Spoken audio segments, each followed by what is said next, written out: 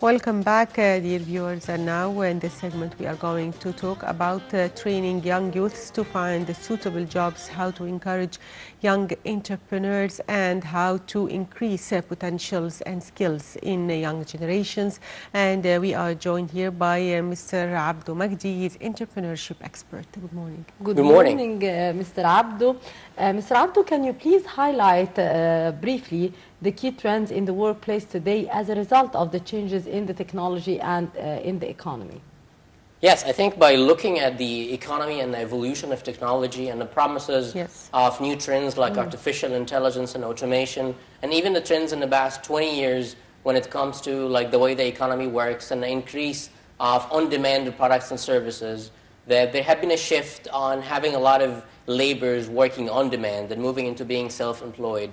If we take examples like some of the car-sharing companies in which that individuals are able to offer the service of driving other consumers across these car-sharing apps. So but then it becomes an opportunity for those who can actually find a source of income through technology in this way. Also, this affects not just on the individual level, but on a major corporate level. We can see lots of corporates shifting the way they work and the way they interact with their employees. There is a movement towards outsourcing, so they rely on external contractors who are not necessarily on the payroll of the company as employees for the long term. So, and also, the technology allowed lots of potential entrepreneurs to jump in and to start their own businesses. So we can see lots of evolution towards people moving towards self-employment through offering something to the market. Lots of people utilizing digital platforms to increase their income and accordingly becoming less likely and less interested in regular traditional jobs. And also corporates looking at utilizing the gig economy or consultants or external contractors. And that also created a different set of co-working places and types of applications, platforms that became really popular to match the need, the demand, and the offering in the market.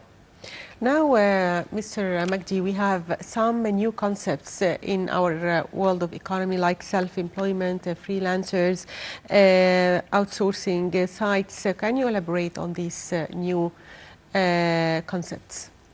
Yes, definitely. As we can see, like self-employment had been around like since ever, but it was kind of exclusive for like artists and those independent workers, craftsmen, etc.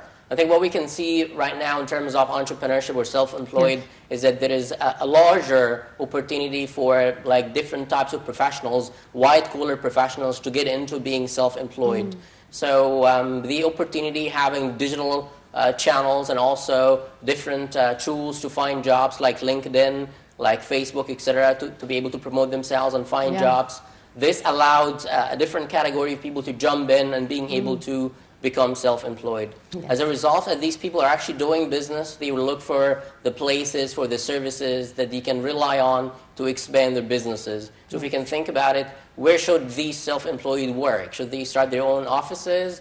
Or should they utilize some like shared offices, for example? So this becomes an evolution of shared offices, or what we know as co-working places. And it's good to know that like right now in Egypt, there are over 200 co-working spaces spread around the country.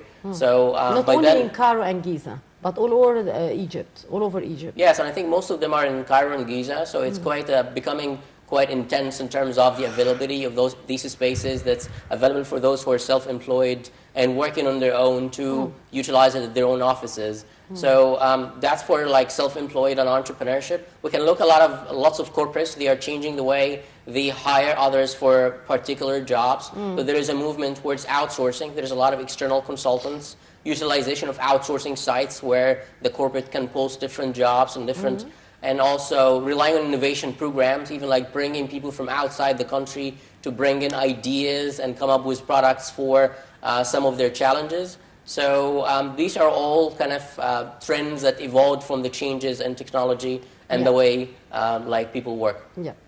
Mr. Abdo, let's break down these trends and get to know more what they might mean for our viewers. To what extent, as we have been talking here about the co-working space, how the co-working space could be beneficial and important for someone who wants to start a new business, for example? Yeah, I mean, like, we know business, there has to be like consistent business communication. There has to be some secretarial work. There has to be a way in which the packaging and the branding of the work environment is done, which could be actually very challenging to happen at home. And also about productivity, because if we're talking about those who are self-employed or they are solopreneurs, they are working on their own, they have the challenge of where are they going to work from. And there are some still challenges in getting the culture of home offices out there. So like managing a home office could be challenging. So having something like co-working spaces in which that they could basically have their business address to the co-working space. They would have a flexible desk in which that they can like work from there. And security and... exactly, security and facility, things like meeting rooms, sitting down with their clients in a convenient environment. So all these are potential services for the self-employed or the solopreneurs to utilize from co-working spaces. And we see that trend also has a positive connotation, also it has a negative connotation. Why? Because the negative connotation would be looked at from the changes in the concept of finding a stable traditional job. So we can see that as all these trends come by, it becomes like less likely for people to find or to go for a traditional job, which allows other people who are kind of open enough for the idea to find other alternatives to increase their income. So we could see that this is a shift an individual could be ready by looking at like a process of how can I engage in this type of economy by offering services and products. So, sir, what about the demand for these jobs, and who needs these services, and how do they get to choose and guarantee the results? Yeah, I think if we look at specifically corporates like looking for professional jobs to get done, or even like at home looking for technicians to fix something at home, etc., there is always a challenge of guaranteeing the result. That's why it becomes kind of important to look at the brand and the platform that's offering the service. So that's also an opportunity and a challenge for entrepreneurs is that who are building these platforms is to put together the quality standards, the guaranteed results, the testing of service providers before offering a service. So there have been different models on offering these services, and some of the positive trends in this direction, for example, is things like the star rating. Like as you utilize a service provider, you're able to leave feedback and give a star rating. So by then, if I'm looking for the service, and I can go there and I can look at the star rating and the feedback by different service providers. So this allows me to choose the ones who are best performing.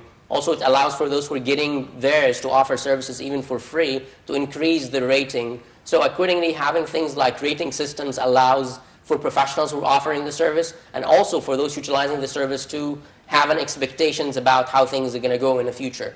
So technology played a role there, and also there is a shift also beside these open platforms to have much more like community-based controlled platforms. Like for example, we see that these are the 200 most demanded jobs, or these are the two most demanded like functions. And accordingly, we offer these, and you order from us as a brand, and then we outsource these to others. So there's another like concept in which that you order from a specific brand, which also is gaining popularity because by then the quality and the guarantee comes from the brand other than from the individual themselves. Yes. Mr. Magdi, as an entrepreneur expert, to what extent the gig economy and the entrepreneurship and the startups are now taking the ground, and the youth are more willing to work in that domains and fields more than just being an employee in a big company or an multinational company? Yeah, we see like entrepreneurship and startups is becoming an active trend. So I think we would say that majority of youth, as they get into the university, like from 18 to 22, they start viewing entrepreneurship and building startups as very desirable. They can relate to all the cultural and like media like stories about Bill Gates, Mark Zuckerberg, etc. I think all these success stories. More creativity now. The youth are more creative. They are having more creativity now than before. Do you think so? Yes, definitely. Like technology have like evolved and provided them with a platform to express themselves. So they kind of have to do something to express themselves, and even like this form of self-expressions work on their ability to add something and to build something and express their creativity. So definitely they have been becoming more creative, and as a result of that, and sometimes it happens naturally, because like some of the stories of entrepreneurs, we have ladies who like to kind of design things for themselves, and then they post that on Instagram, for example, and their friends like it. So they start another channel to sell these kind of handmade craft. So some of these businesses has evolved and many, using technology very women naturally. are cooking now and selling food through the social media, and many projects are going on. Exactly. I mean, like delivery of groceries, delivery of fruits and vegetables, cooking, and lots of other kind of... this is your advice to housewives who want to make use of their time if they have some free time. Yeah, you know, it could be more sophisticated. It depends on the individual themselves. So it depends on the individual and their skill set. So if someone comes from a professional background who used to work in business administration, for example, there could be better opportunities for them offering secretarial services, for example. So they become like the secretary for a number of entrepreneurs. So if someone comes from a professional background and they're able to respond to the phone, like access emails, do some online research, but then it becomes...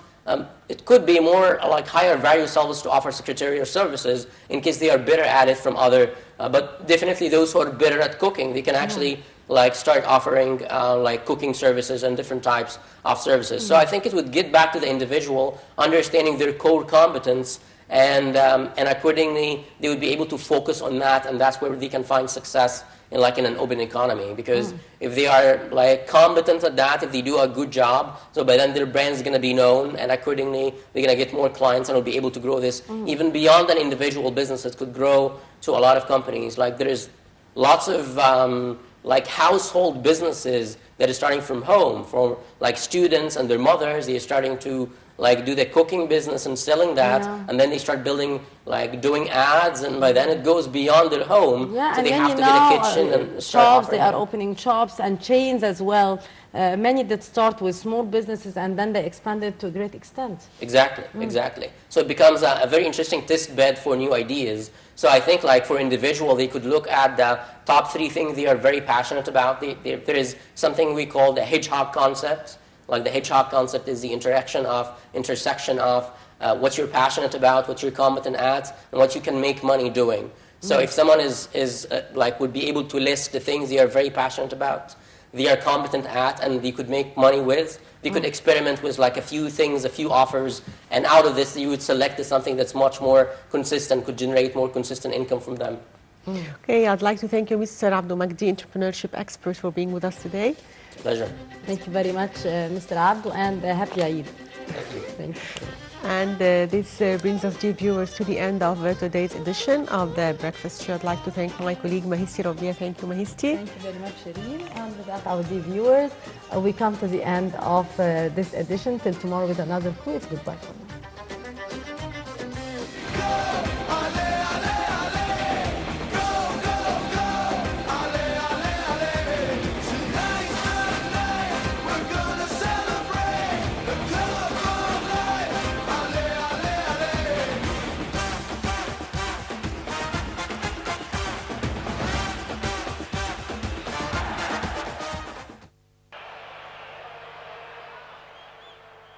The 1998 FIFA World Cup final was played between Brazil and France, the host nation, on the 12th of July at the Saint-Denis Stadium. The final was contested by Brazil, who were then the defending champions, having won the previous FIFA World Cup 4 years earlier in the US in '94, and the host nation France, who had reached the final of the tournament for the very first time. France won the match decisively, 3-0, a blowout, to claim the World Cup for the very first time, with the timing of the match 2 days before Bastille Day adding to the significance of the victory. Zinedine Zidane, man of the match and man of the tournament, scored twice before halftime, and Emmanuel Petit added a third goal in the last minute. The match had an attendance in the region of 75,000. The match also saw speculation on the condition of the Brazilian striker Ronaldo, who suffered a convulsive fit on the eve of the match. After initially being left out of the team sheet in spite of his physical state, it was announced just 72 minutes before kickoff that he was going to play. In the match, Ronaldo sustained an injury in a clash with French goalkeeper Fabien Barthez. Although it was believed that the decision to play Ronaldo had backfired, it was understandable, as the player had been a crucial member of the side throughout the tournament, having scored 4 goals and created 3 more. But 1998 was Zinedine Zidane's year. It was France's year.